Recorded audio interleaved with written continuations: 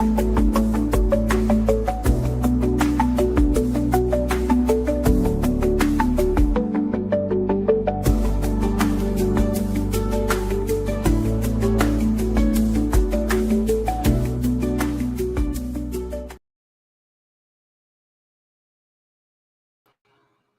what's up, everybody?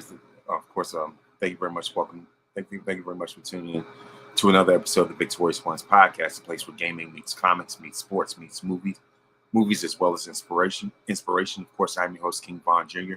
You can follow me on social media on Twitter /X at 301 King Von Jr. You can follow the show's Twitter page or /X page rather at Victory Pod 1. You can also follow me on Instagram at Mr. King Von Jr. You can follow the show's Instagram page at Victorious Ones Podcast. Of course, I'm the social media producer for the Unpopular Reviews wrestling show Perfect Plex Talk Radio. It's Perfect Plex Talk Radio, of course, which comes on Mondays at 6 p.m. hosted by another friend of the program, Mike Knox. And of course, it's quite a lot to talk about, and in this week's world, this wide world of wrestling, if you will. Of course, for one, John Cena has officially made his breakup with the fan base. You know what I mean? I'm going to talk about that. I'm going to talk about this triple threat dysfunctional. Yeah, the whole thing's Raw has been dysfunctional anyway. Whether it's Cena breaking up with fans, dysfunctional triple threat for the women's World Championship, going to the road to WrestleMania. Dysfunction when it comes to NXT, you know what I mean, and I'm also gonna have quite a bit of a dialogue as well when it comes to a certain list that just came out.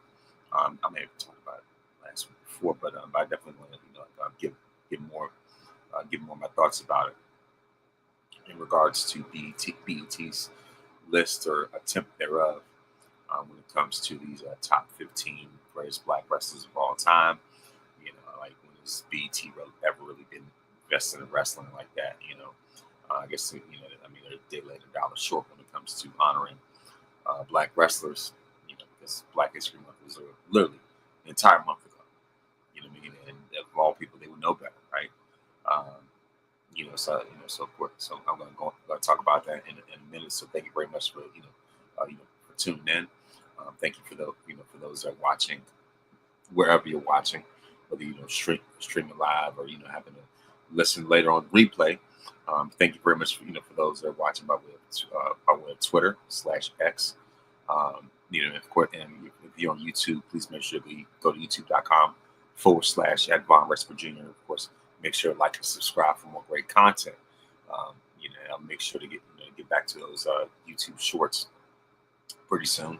Definitely kind of lagging on that. I could definitely do a much better job with that. But of course, this past weekend,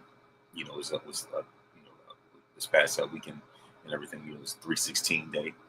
Salute to the Texas Rattlesnake, Stone Cold Steve Austin, greatest of all time. And this past Monday was St. Patrick's Day, of course.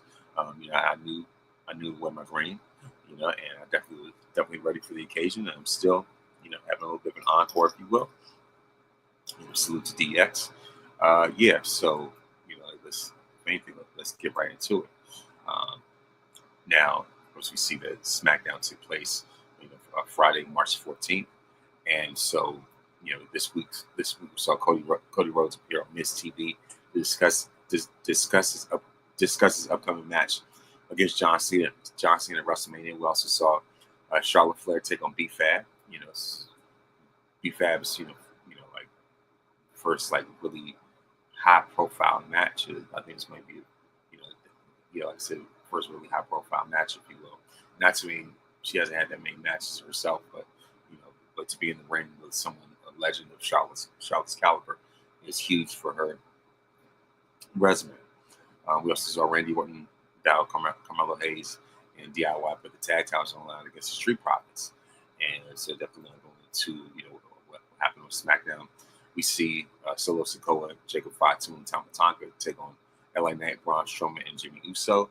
And the winners of this match are LA Knight, Braun Strowman, and Jimmy Uso, who defeat Solo, Jacob and Tama. So this is much whatever. Next up, we have B-Fab for Charlotte Flair. The winner of this match, none other, obviously none other than the Queen herself, Charlotte. And it's just like, um, if of course the Queen won with natural selection, followed by the figure eight. So if there's any way to really bring B-Fab up and elevate her to a level that she's never been before, what better way to do it than to be with someone like Charlotte? For people that want to say that that Charlotte doesn't really um, showcase or or bring up any up and coming talent and stuff like that. I mean, this is a prime example of that. For her to go out, for Charlotte to go out of her way to to make B-Fab look better, and really bring the best out of her. I mean, that speaks volumes of Charlotte's ability. And of course we also saw, um, the thing is, even after Charlotte won, of course she refused to release the figure eight until Tiffany Stratton had to run to the ring, to start the fight. And so there's a dozen security guards, a bunch of mall cops basically, couldn't keep them apart as they brawled even to the outside. And it got to the point where Tiffany even climbed up on on little Titantron or whatever they have on SmackDown, and did her Swanton bomb or whatever it was. It didn't even land on Charlotte. You know what I mean? But yeah, it's like whatever. It's just like the build up to this match has not really been all that stellar. There's still a lot left to be desired, even though this is supposed to be somewhat a passing of the torch, if you will. But eventually, it's just like since the Queen is back, I believe that she's going to end up reclaiming her throne. Of course, at WrestleMania. Then we see Cody Rhodes on Miz TV, and so we see that of course we see the Miz come back after the break to welcome Cody to Miz TV. He spoke a little Spanish to get on the crowd's good side. And eventually Cody ended up taking out the Miz, but before saying anything, because he was just sick of Miz's trash talking. And so this one, the American Nightmare, the WWE champion, called up John Cena to show up next week on SmackDown. Can't wait for that. And so this promo, was very short and sweet, straight to the point. It was definitely enough for filler purposes, but it definitely didn't overstay its welcome. And so there were live segments that were very long-winded, but it was definitely nice to see one that was quick and effective, and even if it didn't really add too much other than call out Cena and really invoke him like that, especially when it comes really provoke him for next week's SmackDown, or at least this upcoming SmackDown. But yeah, of course, next we have Damian Priest versus Shinsuke Nakamura, and the winner of this match by way of DQ is Damian Priest. Then one of my favorite matches of the night was Carmelo Hayes versus Randy Orton. So and the thing is, let me slow. They've danced before, but it's just something a little different about this one. And so of course Carmelo tried to shake Orton's hand as the match got going and attempted to trick him into a thing that was respect. But then the Viper put his hand out, Melo pulled away and shoved him. And of course, Orton, fired off an uppercut and then started taking Melo to school.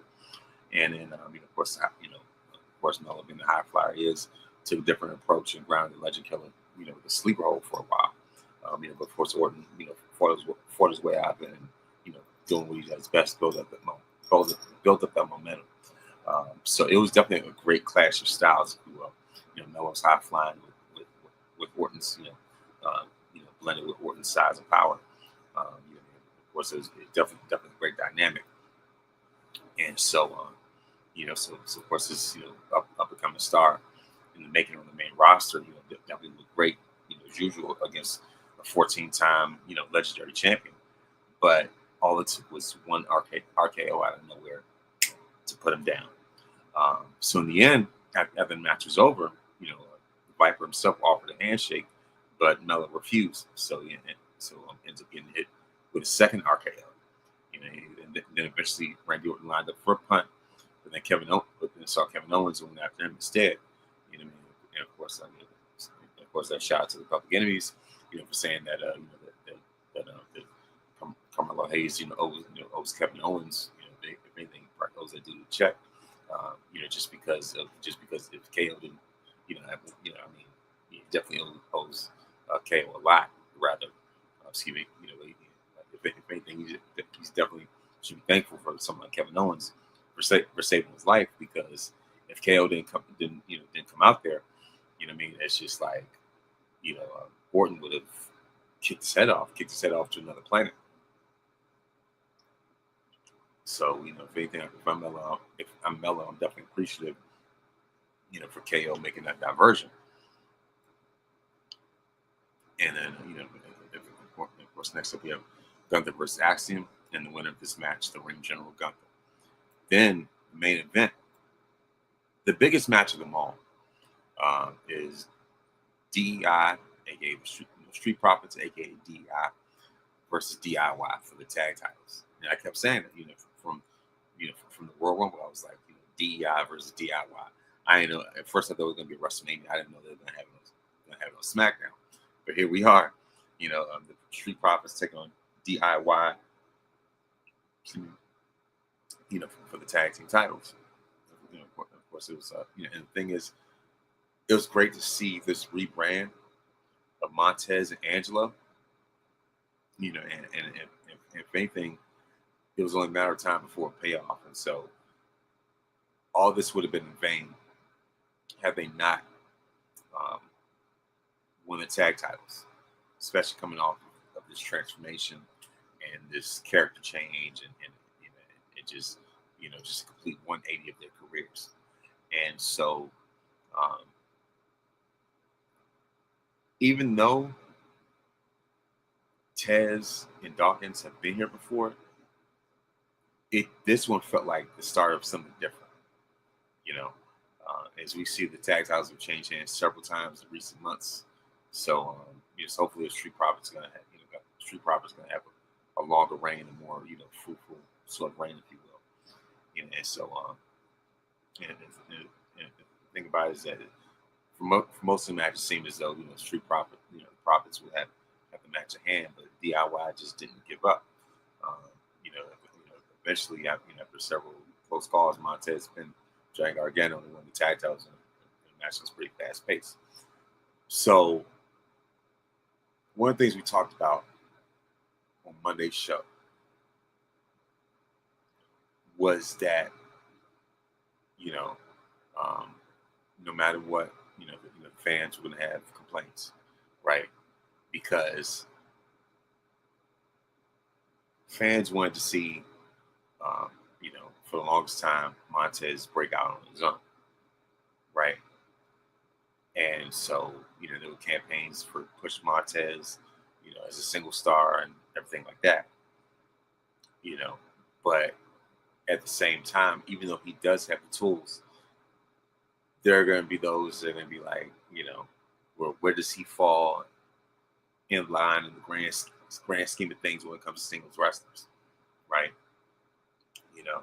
And there were also talks, behind the scenes saying it was Montez's choice to keep them together, to keep him and Dawkins together, at the expense of his own, single success, right?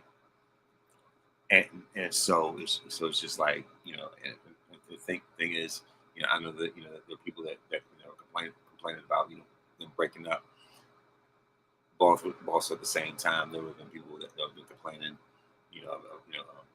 about their singles push as well, and like it's just like no matter what, people find something to complain about. But the thing about it is that everything about this was all a matter of time, and the reason why the Street Profits did not have more titles, or didn't have them sooner, is because of the likes of the Usos, who had a stranglehold, on the tag titles. You have the Usos, you have the New Day, one A and one B, top two tag teams of all, top two tag teams of all time.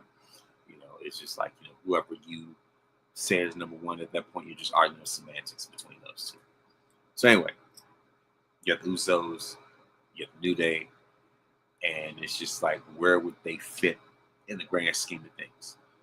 Especially when Usos, we're really at the top of their game, in that bloodline era and stuff.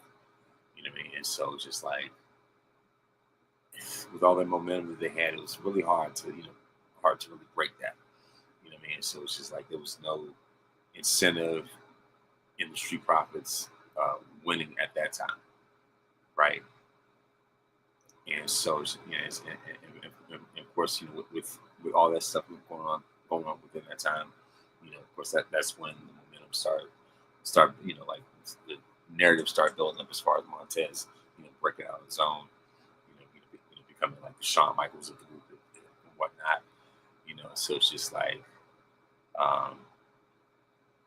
and much of it is just all about timing, all about the perfect storm, especially when you have Triple H, who's been hit with all these allegations of not knowing how to book black wrestlers and just not knowing how to book black talent or whatever.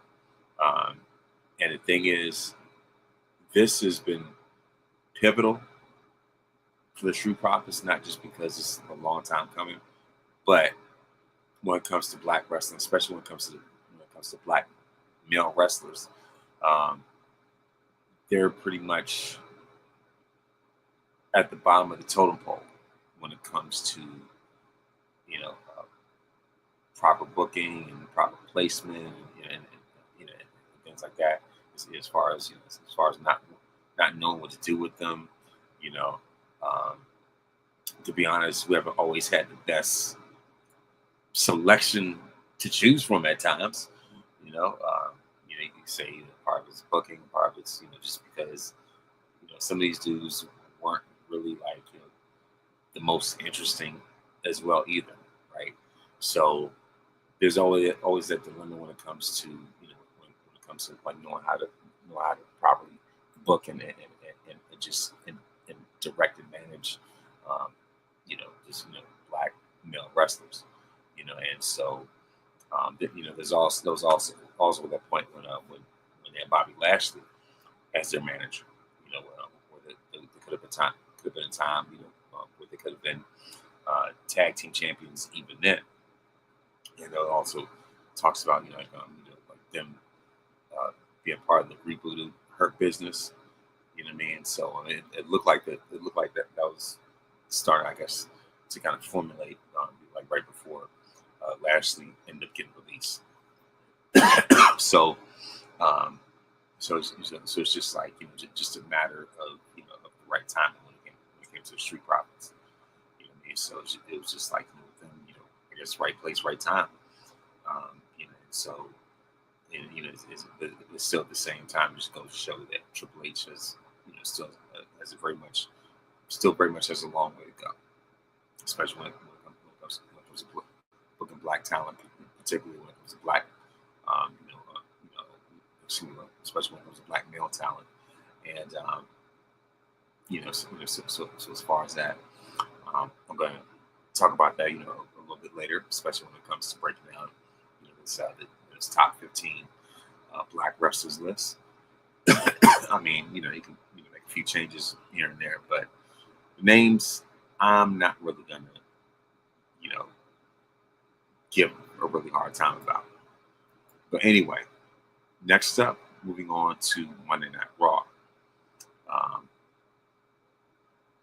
The highlight of this night, or rather this afternoon, because it took place in Belgium at 3:00 in the afternoon. I definitely was not watching Raw at that time.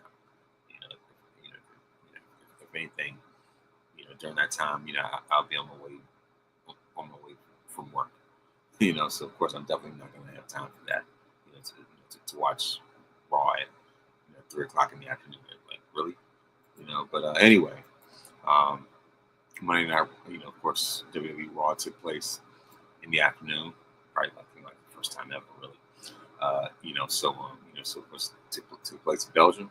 So hence there's reason for the time change. But anyway, the highlight of this was you know since John Cena attacked Cody at the Elimination Chamber, a moment that will go down in infamy, a moment that has gone viral all around the world. Even people that don't even watch wrestling paid attention to when John Cena turned heel. And it was not at a Royal Rumble, not at WrestleMania, not at SummerSlam, not a Survivor Series. It was at the Elimination Chamber, an event that was not a big four event. So that drove the buzz even higher, right? So so it's just like everybody saw it. It's like, whoa, wait a minute. And it even has Cena even has a Guinness record for the longest babyface run in wrestling history for anybody's career. You know what I mean? So stuff like that. So that shows how monumental, a move like that was. But anyway, on Monday, John Cena finally breaks the silence. He explains his attack on Cody Rhodes. Cena opened up the show with a promo, and came out, as usual, hustle, loyalty, respect. But it's just like, same, the usual brighter colors, if you will. You know what I mean? And of course, everybody wanted to see, and Cena pays attention to the internet. So obviously, he's no dummy at all whatsoever. This dude pays attention very much. So now it's his time to clap back and address these fans for who they are, right? So online, like as I said before, Cena's no dummy. Of course, he pays attention to the internet, so he knows that people are talking about they want to see Cena with a new look since he turned heel. They want to see something different other than the t-shirt and the jorts and the hat and tennis shoes and all that type of stuff. They want to see something different since he's a villain. So of course, Cena addresses all that stuff. So he opened the show with a promo as he was drowned with booze and Cena such chance. And so Cena said that for 25 years, he's been and this is the trigger word right here. This right here is the trigger. He said for 25 years, he has been the victim of an abusive relationship. We talk about, not just driving a dagger, but driving a sword into the internet wrestling community, the IWC, a very fickle fan base, if you will. He says he's been the victim of an abusive relationship with the fans, giving his all and constantly changing. But nothing was never enough. It was never nothing. No matter what this dude Cena did, it was never enough. People were always going to compare him to Hogan, to Austin, to The Rock. All those names that came before him, and all those giant shoes that he had to fill. Right. So he's given his all, hustle, loyalty, respect, the most hardworking guy in the locker room, most hardworking wrestler in the entire world. Constantly changing, but but it was never enough. You know what I mean? So it's just like no matter what Cena did, it was never enough. Even to the point where he would change his wrestling repertoire, tweak it a little bit. Still never enough. He said that when he struggled, the fans hated him. They said they won and won and won. The fans hated him for that too. Darned if you do, darned if you don't. Right? A double-edged sword. Then Cena goes on to say that even fans who cheer him don't care about him. They just use him and take from him. And smile and makes him the butt of jokes. They take, and they take, and they take, even after he gives everything of himself. They take, they take, they take. And so Cena mocked the fans, saying, it's just like, Would I get it out of it? Would I get it out of it? He's gonna make a change. What am I gonna get out of it? What am I gonna get out of it? You know what I mean? That guy, he's just making fun of him. And then he pulls a Willy Wonka and says, "You get nothing. You get nothing. You lose. Good day, sir." Basically, you know, but all in all, he really did tell the fans they would get absolutely nothing. You know, because that was his way of saying that the fans feel entitled. They feel as though he owes them everything. They wanted to see, what they get out of it, what's in it for them. You know, like what I get out of this, what am I gonna, what's it for me? What's in it for me? That type of thing. You know what I mean? So, Cena felt as though the fans would exploit him, exploit his pain, and he's just not gonna take it anymore. And I like how he addressed um, the invisible jokes on the internet. And so that those jokes cause trades. Maybe time to retire those. I can't see Cena jokes at this point. So I mean, Cena gave one of his best promo in years, and that says a lot. That says everything, considering Cena's history on the mic and how he's just a natural professional.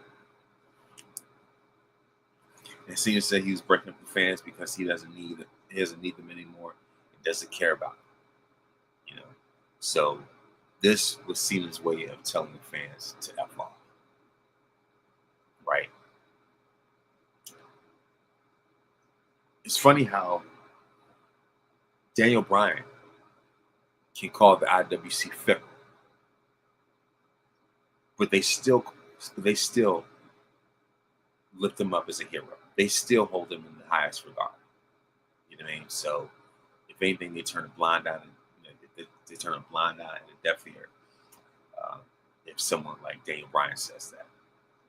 But day by day, fans continue to prove his point, continue to prove him right. You know what I mean? So these very, like I said, these very same fans, hold Daniel Bryan on a pedestal, right? So it's one thing for Bryan to call the fans fickle, but for Cena to say that, it carries far more weight. Just because of who he's meant to an entire generation of kids and his accolades, and things like that, and how he's just a far bigger, name than someone like Daniel Bryan. So, if he's calling fans fickle and shady and wishy-washy and all that type of stuff, then it means more.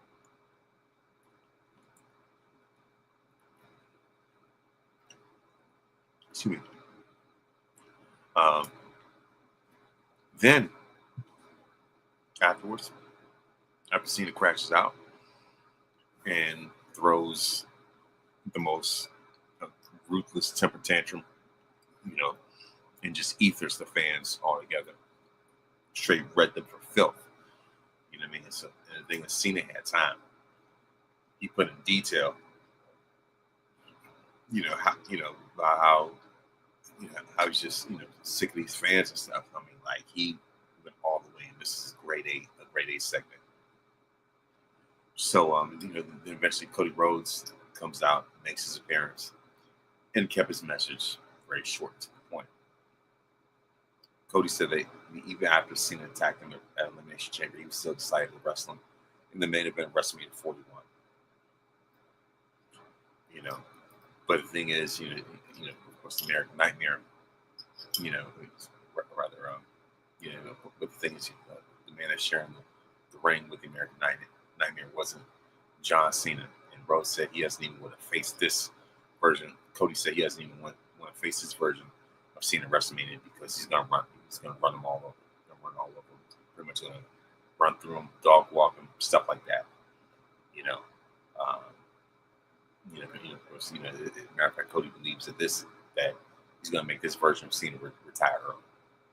He wants the hustle, loyalty, respect, vintage John Cena that everybody's been so accustomed to for years, but now he's going up against, villain John Cena at the tail end of his career.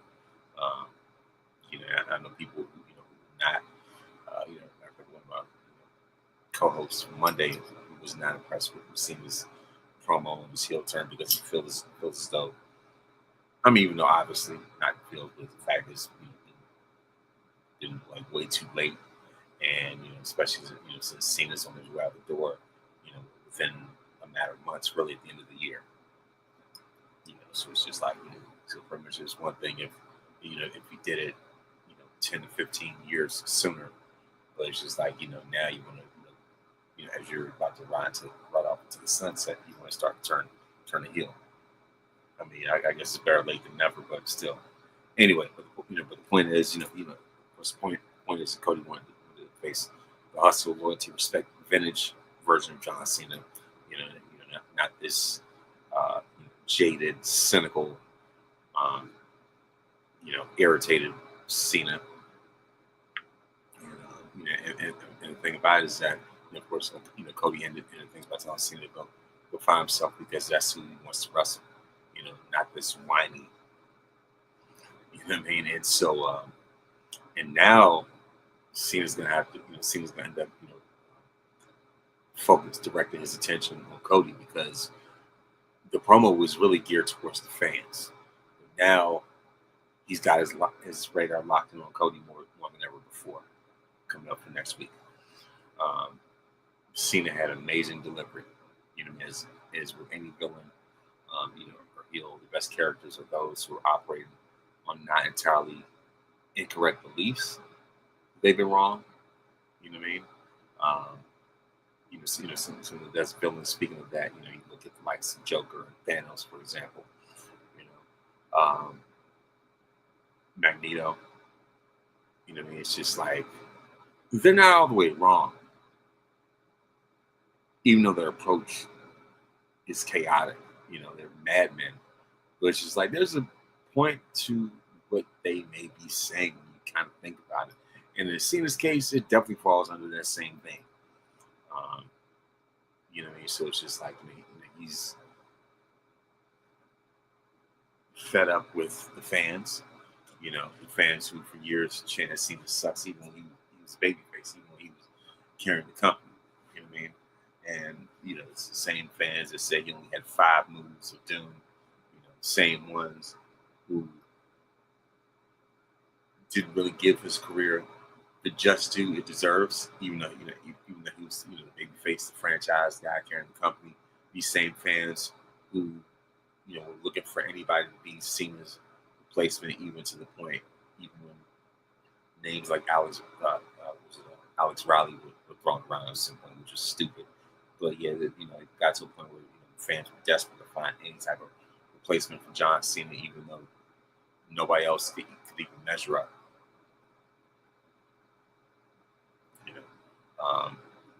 So it's just like more things of Cena. Has heard the whispers for the longest time, so it was his time to finally address that and get that off his chest. And and if anything, he would be. If anything, this could be a generational run for heel Cena. Because he's had to, put up with so much disrespect. People pretty much spitting in the face of his career. What is that? The ECW fans that are throwing the shirt back at him. And of course, anytime you throw the shirt to the crowd, they just throw it right back at him. Like, no, I don't want that. You know what I mean? So for Cena to absorb that much hatred, and that this was bottled up inside of him, built up inside of him for the longest time, and now it is his time to unleash that. So I'm looking forward to it. I know this definitely going to be best for business. Next up, we have Penta defeat Ludwig Kaiser by way of pinfall in a street fight after hitting the Penta driver. Penta was interviewed after the match and said he was setting the sights on the Intercontinental Championship. Can't wait for that. Then we have Dominic Mysterio pitch the idea of adding Penta to the Judgment Day, towards Finn Balor. And of course, Finn degraded Dominic for suggesting a man that wanted to win the same title as him was challenging for later in the show. And Balor stormed off after calling Mysterio a snake. Then we have Dakota Kai defeat Ivan by way of pinfall GTK. Right. In the next step, we want to talk about another segment that was just full of insanity. We have the contract signing for the Women's World Heavyweight Championship at WrestleMania 41. Contract signed between champion Io Sky and challenger Bianca Belair. And who decides to stick their nose into this business? Who decides to say, I'm not done. I'm not dead yet. You know what I mean? Who decides to put a foot into this and really stomp into this idea, none other than the Eradicator herself, Rhea Ripley. And so, and by the way, Bianca Belair looked absolutely amazing with those glasses, phenomenal. And she even had a pinstripe blazer on as well. So Bianca, not just eye candy, she is the main event. She's top rower. So but yeah.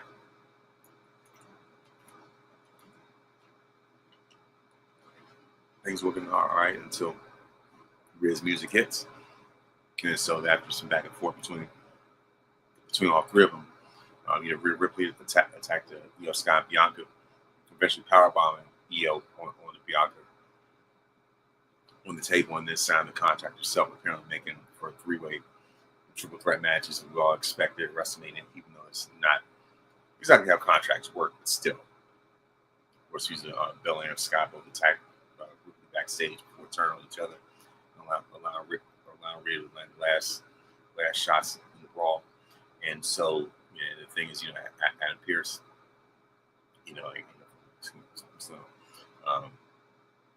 kept trying to calm Rhea down, and Rhea was, Rhea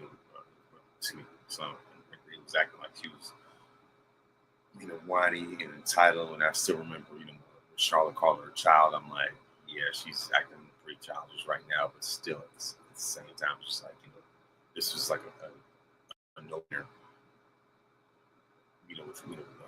Especially when it comes to Rhea, being, top priority in the women's division, and it's just like she's too valuable to leave off for WrestleMania in the first place. And so, and it's pretty clear that they're building up something to Bianca versus Rhea somewhere down the line, especially once the summer kicks in, and it's just like, their thing is, why not give fans a sneak preview of that at WrestleMania, kind of plant the seeds early on, while still keeping Io, looking strong. And so, I think, either one of them obviously is going to end up taking the pin. I'm not sure who it is, but this is just, I think that this is just more of a sign of things to come. The way I feel, I talked about it last night on Turnbuckle Talk, shout to Black Wrestling. As far as I'm concerned, all right, cool. It's cool that Io's got the belt again.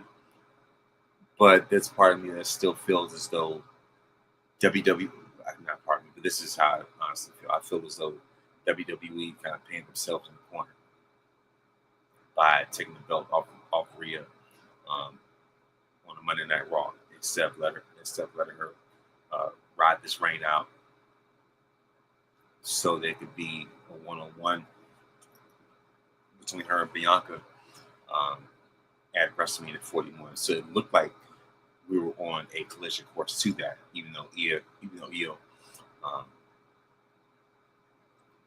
had stepped, even though like after Elimination Chamber, Bianca and Rhea had that stare down, and then Io came out last. Right? So I was still holding out on a one-on-one between Rhea and Bianca, but at the same time, because the fact that Io came in, I'm like, yeah, it's definitely going to make a diversion. So I see that they're going to make the very most of this right now. I'm looking forward to it. But this was definitely a crash out segment right here. And speaking of crash out, it's funny how Bianca and Rhea were crashing out online, online on Twitter. I definitely like the exchanges they had. I thought it was very entertaining. Um, so anyway, like I said, the thing that like this and the Cena promo, were two of the biggest highlights of the night. And then afterwards, we have Jey Uso defeat Austin Theory with a spear. In a very short time, made very quick work of Theory. And it's just like, yeah, pretty much. Then after that, Jey Uso took up both, Austin Theory and Grayson Waller before Gunther attacked him from behind. And then, of course, Jake broke free of Gunther's sleeper before, delivering punches, ripping the world championship belt from Gunther's waist, and eventually posing with it. So it's just like,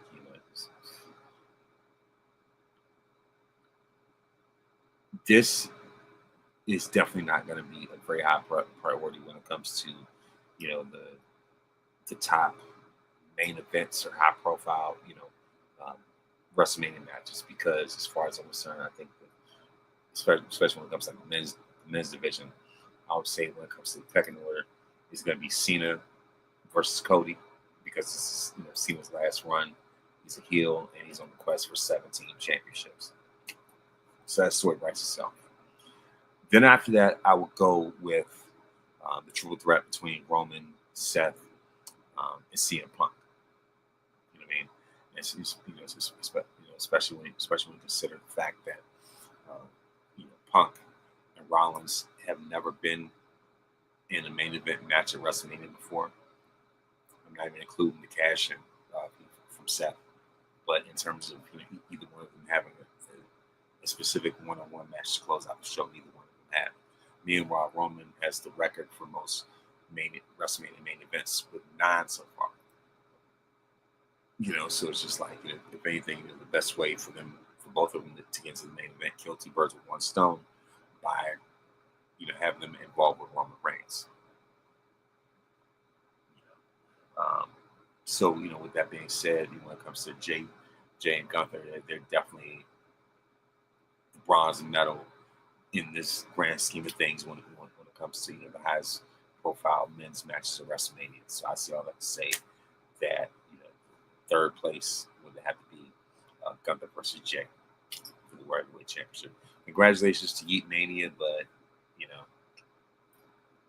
just the era that he's in, unfortunately, that just kind of comes with the territory. Then next up, we have Dragon Lee Rey Mysterio defeat the Creed brothers by way of pinfall. Then after the match, the Masked Man from last Monday ran in to attack Dragon Lee Rey Mysterio. Masked Man, a lot of people thought it was Chad Gable. What I mean, as far as that's concerned. But anyway, next up we have Seth Rollins going to put a promo addressing last week's cage match with CM Punk and the attack from Roman Reigns. And Rollins said that Reigns pulling from the cage was very fortunate for Punk, because he was just about to stomp Punk's head through the ring and end his career. Rollins also said that he heard Punk and Reigns be a SmackDown Friday, and he said he was not going to let them all have all the fun, so he's going to be there as well. Very fascinating. Next up, we have the Intercontinental Championship match where Braun Breaker defeats Finn Balor by way of pinfall with a spear. And Carlito and Dominic ran interference during the match. Mysterio accidentally caused Balor, caused Finn Balor the match. So as far as that, and then we have Dominic and Carlito attacking Braun Breaker after the match. And ran and make a save before the show ended. The stare down between Penta and Braun Breaker. So I'm looking forward to an IC title match between Braun Breaker and Penta. I'm like, yeah, this is definitely going to be money. You want to talk about a match that's going to be feeding families, and also, during the match, if you look carefully, you see not only Dominic Mysterio wearing the Latino Heat shirt, but there was somebody who like a little Easter egg in there, and the side by side parallel of Dominic in that shirt holding the Intercontinental title, the same way that Eddie Guerrero had his eyes on the IC title. And so I was like, yeah, this is feels like history repeating itself almost, to a certain degree. But I'm definitely looking forward to to Braun Breaker versus Penta, a match for the IC title. But this could also spell the end of the judgment, getting closer to the end of the judgment day, if you will. You know what I mean? So definitely seeds are being planted for a betrayal. Um, so yeah, that's really what it is when it comes to the week in wrestling as far as SmackDown and Raw. And now moving on to NXT.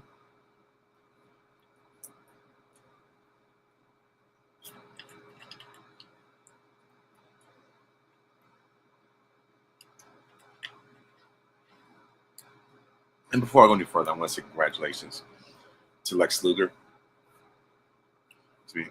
for being selected for the WWE Hall of Fame. Very long overdue.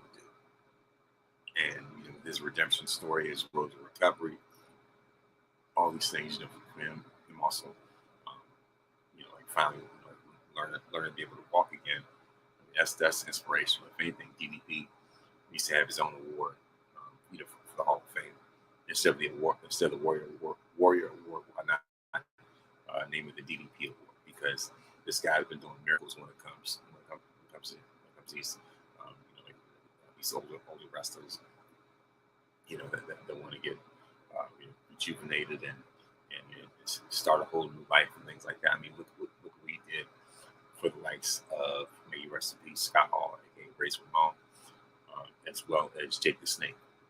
I mean, so DDP Yoga has been definitely been doing miracles, and it looks like Lex Luger could be the next beneficiary of that back in the Hall of Fame induction. So congratulations to Lex, for his Hall of Fame induction. And speaking of that, of course, that Michelle McCool is going to the Hall of Fame before Mickie James, I might add, by the way. And now she's now the Hall of Famer ahead of Mickie, but she's going to end up being Mickey's replacement on LFG. Like, really? Do you really want that? I know I don't. No offense to the Undertaker, but yeah, you know what?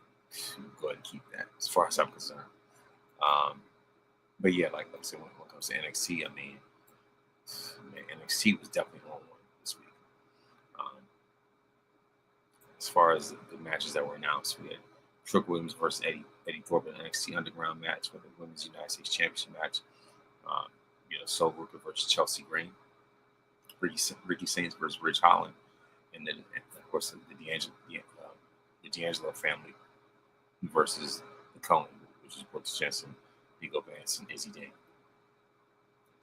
So, starting off with the Women's United States Championship match, I think it was a very entertaining match. If anything's definitely better than I thought it would be. So Ruka defeated Chelsea in a tag match to set up, this to set up this title shot. And this is definitely a great opportunity for one of NXT's biggest breakout stars. I'm a huge fan of I'm a huge fan of Sol Ruka, and I definitely want to see more out of her. So Chelsea definitely controlled a large part of the match, talking about previously injured knee. Then, of course, Sol Ruka fought back and rolled into, kept rolling and added momentum until later interference, shut that down, allowing for Chelsea Green to end up winning. So, salute to our Women's United States Champion, Chelsea Green. But also at the same time, Sol Ruka definitely shine in a very high-profile opportunity. So the spotlight, the main focus was on Chelsea and her entourage, Piper Niven and Alpha Fire. So I was like, all right, cool. This is absolutely the best stuff that yet to come, for Sol Ruka in the future. And fans even broke out the Pledge of Allegiance and then put out chance of Chelsea for president seconds into the match. And Booker T even said he was voting. I mean, why not? You know what I mean? And so as far as that, after that we see a backstage locker room segment with Trick Williams, who's obviously furious, and so of course Javon Evans, who was coming up to him, trying to warn him about Timu Shield and stuff like that, and whatever, just feel like just want the Trick to be united front, and so Trick just lashed out at him.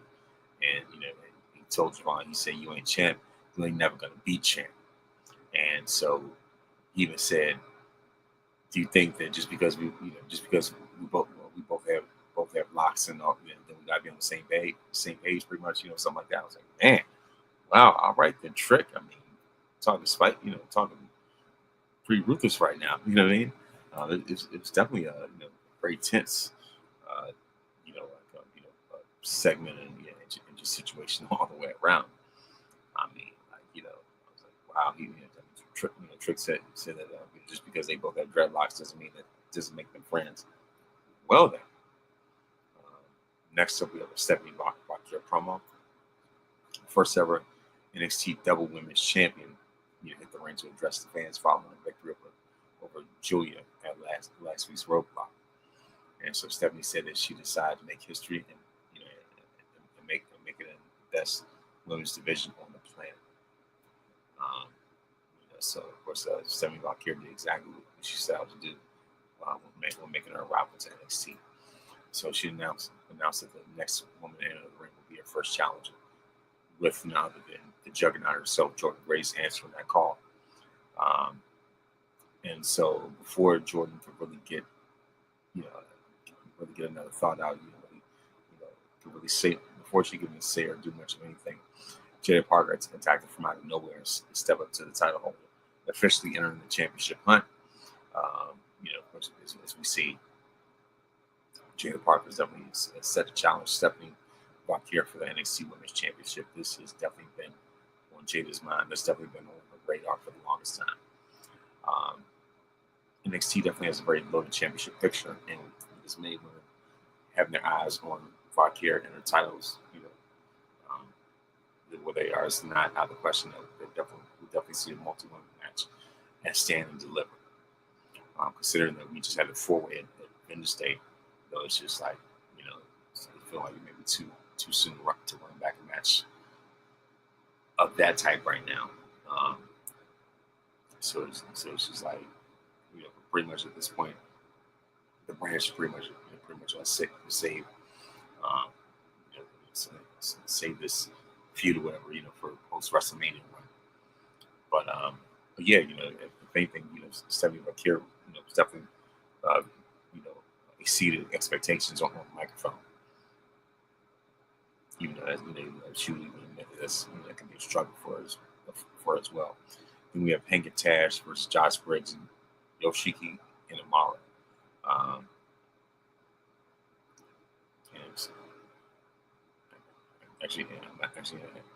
And actually, the winners of this match were Josh Briggs and Amara.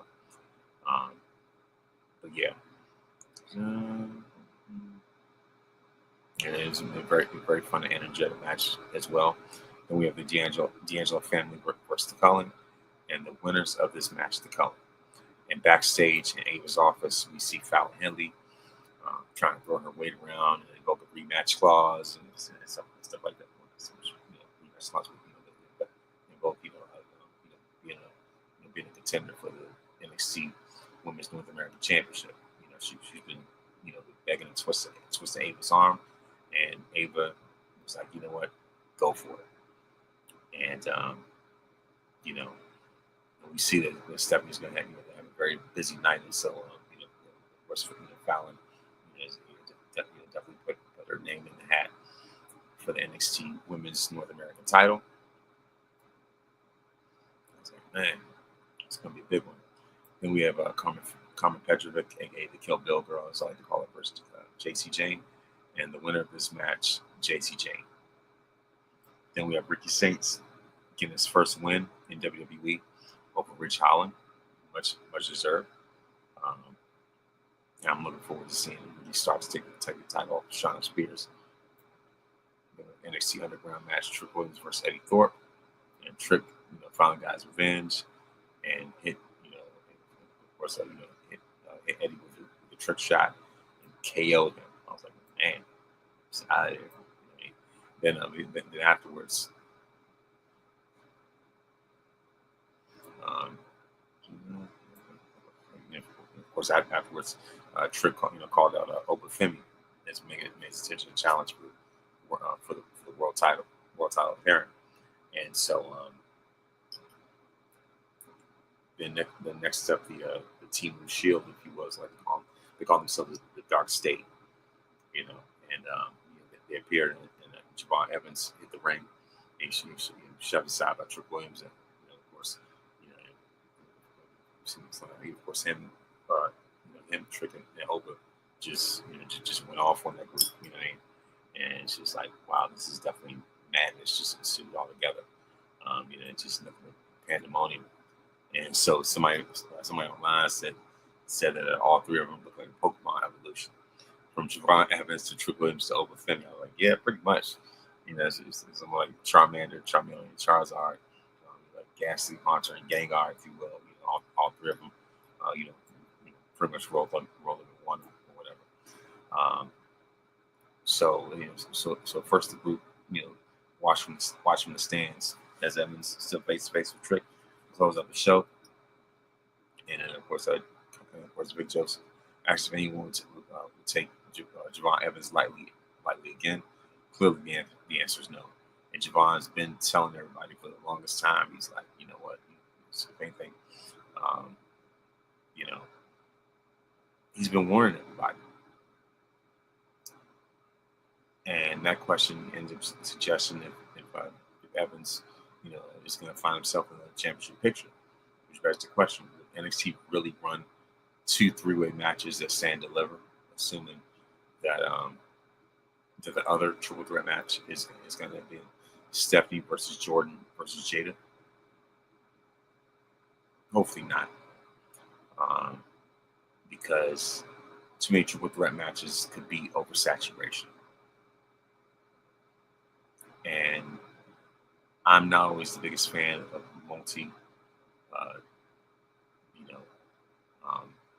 multi wrestler matches like that, especially WrestleMania.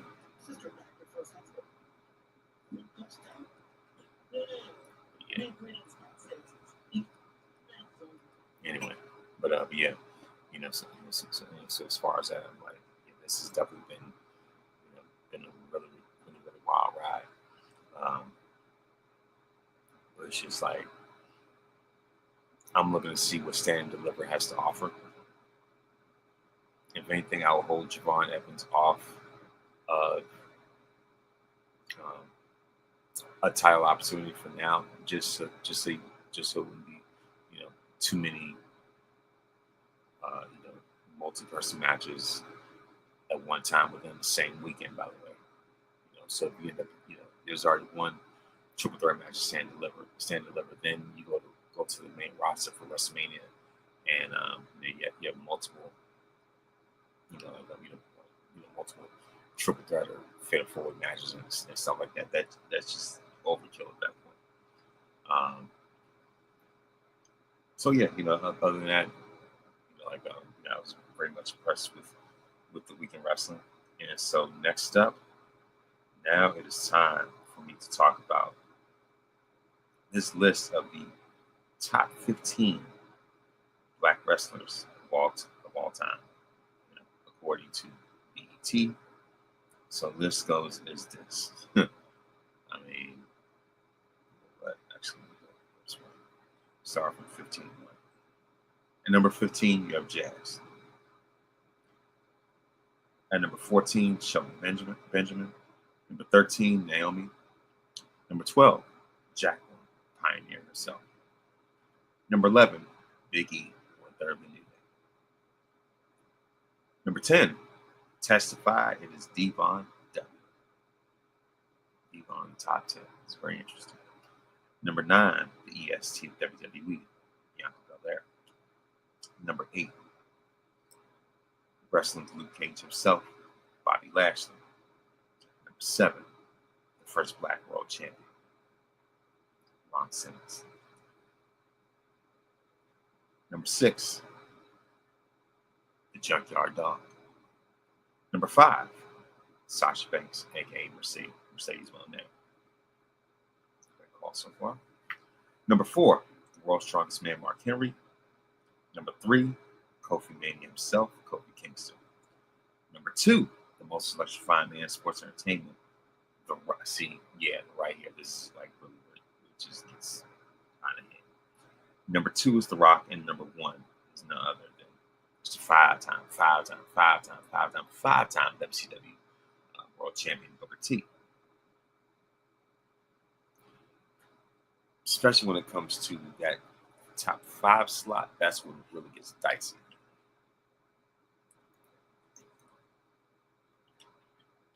So we talked about this on Monday. We got closer to the end of the show like this,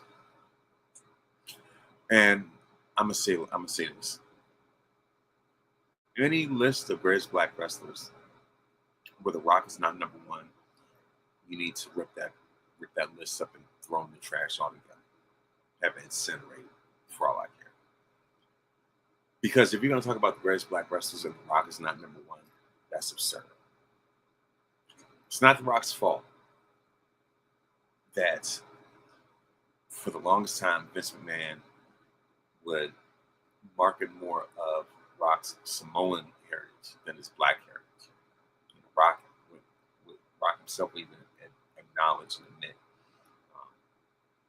his black heritage. He brings it out. His dad is Rocky Johnson, and stuff like that. So, I was very surprised when WWE has highlighted, Rocky Johnson. Certainly, like the way it was even one year where they highlighted, the Rock of Black History Month. I was like, oh, so now you want to recognize that part. Even though the Samoan side is the one that makes the most money, but still,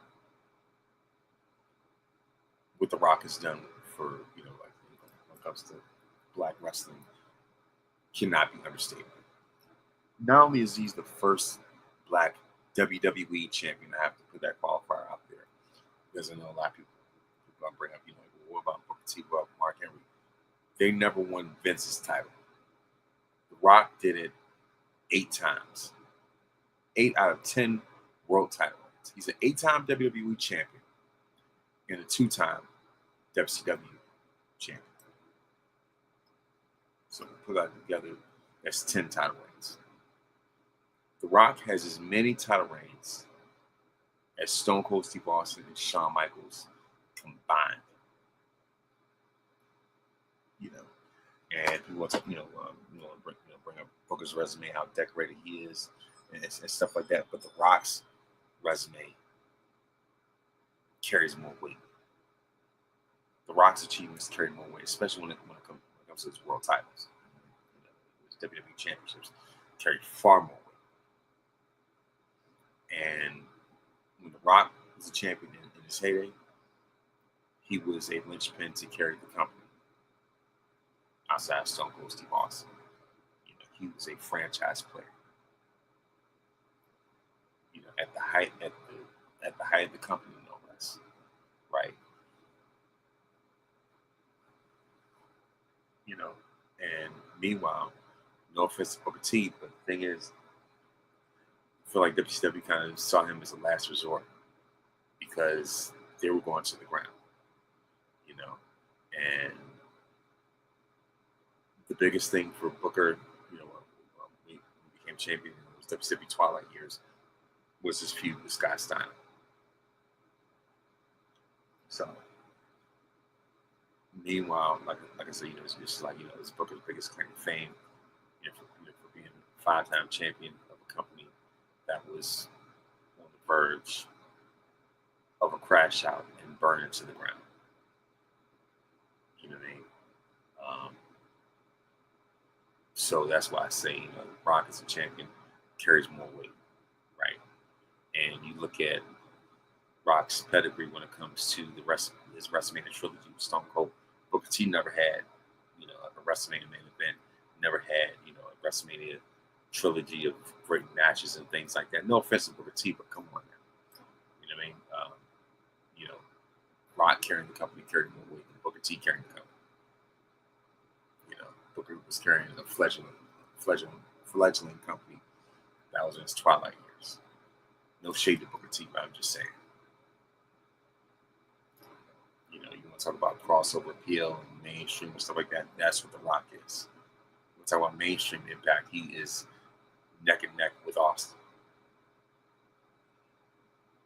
Neck and neck with Austin, Cena, and that rambling racist hope.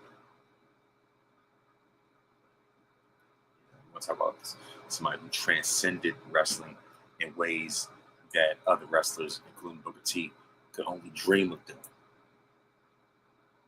That's what The Rock did. So The Rock, you know, um,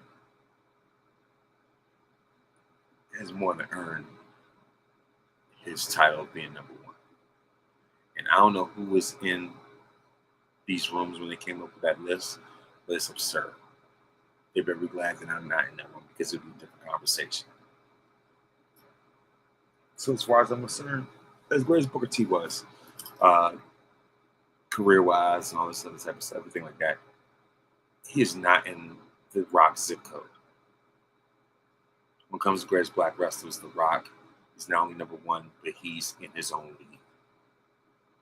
It's like The Rock and then everybody else. No shade to great black wrestlers. I know people, bringing up like Ernie Ladd and stuff like that. I mean, but I don't really have too much of an issue with this list. They could put Devon down lower. I think they only put him as high as they did because of what he did as a tag team wrestler. Devon's tag team career is what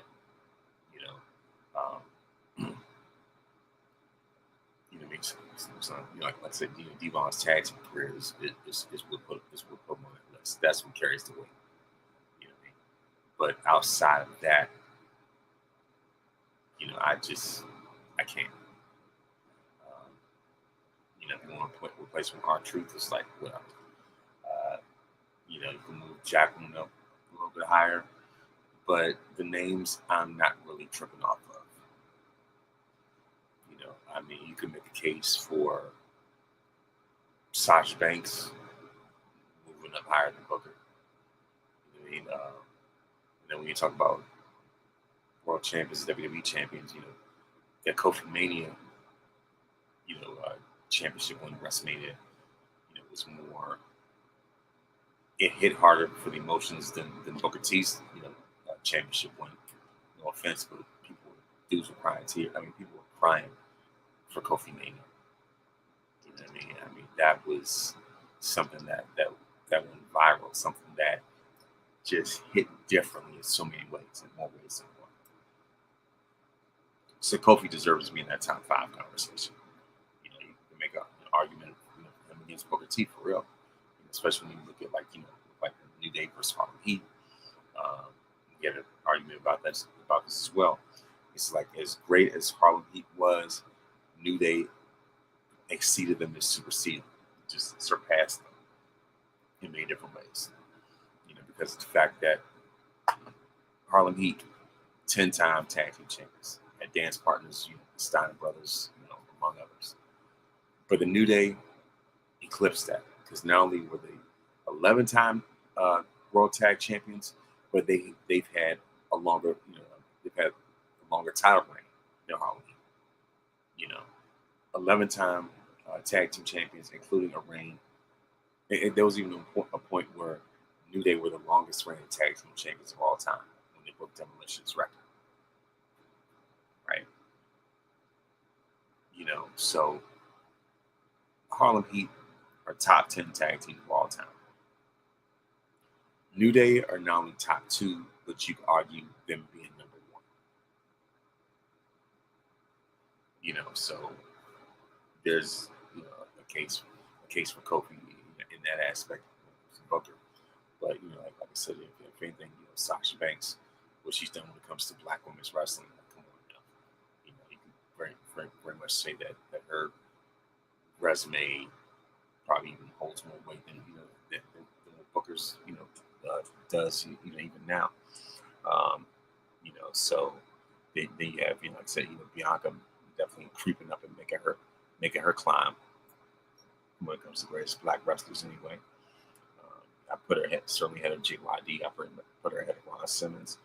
If anything, make a case even with Mark Henry, if you will. But all in all, The Rock is number 1 when it comes to greatest black wrestlers of all time. So,